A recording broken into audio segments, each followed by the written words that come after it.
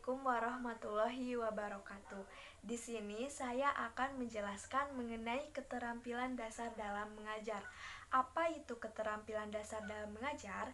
Keterampilan dasar dalam mengajar adalah keterampilan atau kemampuan yang bersifat khusus yang harus dikuasai oleh guru, dosen, atau instruktur agar dapat menjalankan tugas mengajarnya secara efektif, efisien, dan profesional. Apa aja sih keterampilan dasar dalam mengajar itu? Nah, yang pertama ada keterampilan membuka pelajaran, di mana usaha guru dalam mengawali pembelajaran untuk menciptakan kondisi atau situasi siswa agar mental dan perhatian siswa itu terpusat pada apa yang akan dipelajari. Komponen-komponennya itu di mana guru harus memberikan motivasi kepada peserta didik. Nah, guru harus mengaitkan materi yang akan dipelajari dengan kehidupan sehari-hari. Yang kedua, ada keterampilan bertanya dasar, di mana ucapan atau pertanyaan yang dilontarkan oleh guru untuk memunculkan atau menumbuhkan jawaban atau respon dari peserta didik. Tujuannya yaitu untuk membantu siswa agar mengutarakan pendapatnya dan untuk membantu meningkatkan kemampuan berpikir peserta didik.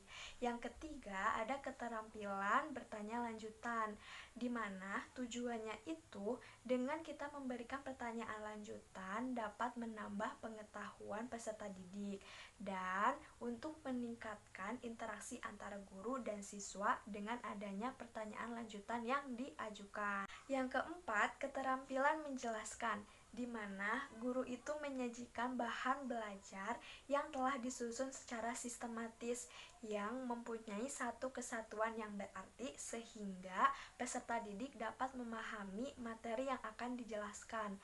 Adapun komponen-komponennya, di mana guru dalam menjelaskannya itu harus menggunakan bahasa yang baik dan benar, dan dalam menjelaskannya itu harus menggunakan ilustrasi atau contoh yang konkret. Yang kelima, ada keterampilan memberikan penguatan, yaitu segala bentuk respon atau tingkah laku guru terhadap tingkah laku siswa untuk memberikan tanggapan atas perilaku siswa sebagai suatu motivasi, dorongan, atau koreksi.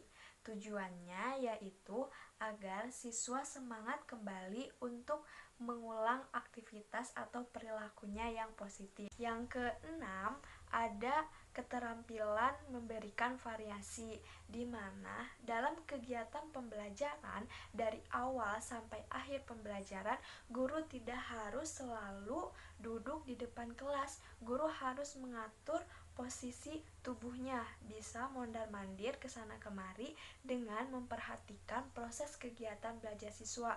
Tujuannya untuk memberikan variasi ini agar menghilangkan kejenuhan dalam mengikuti proses kegiatan belajar.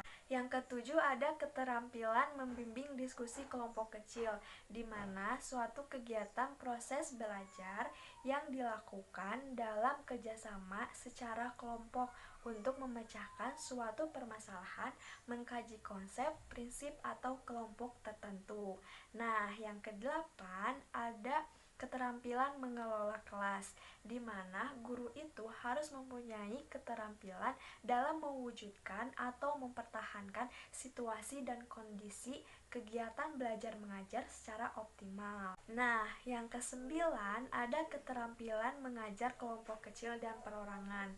Keterampilan mengajar kelompok kecil yaitu guru harus melayani kegiatan belajar peserta didik secara berkelompok, di mana satu kelompoknya itu terdiri dari 3-5 orang atau maksimalnya itu 8 orang.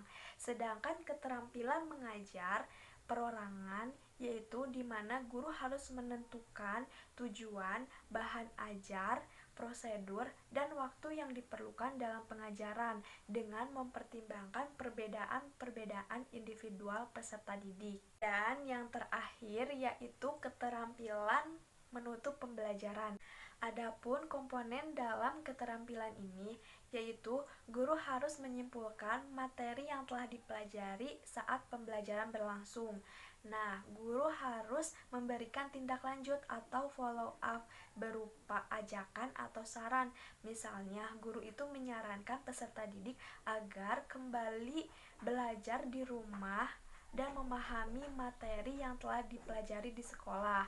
Nah, guru juga harus memberikan rencana pembelajaran yang akan diajarkan pada pertemuan berikutnya.